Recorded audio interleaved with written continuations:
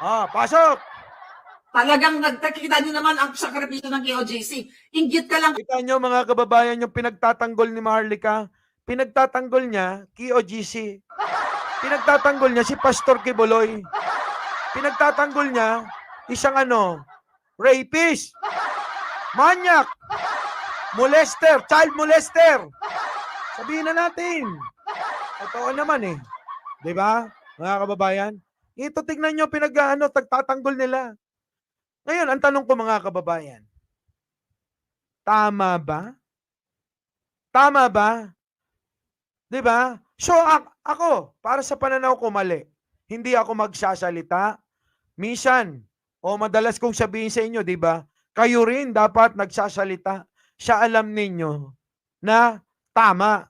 Huwag nating hayaan na paniwalaan ng mga kababayan natin itong mga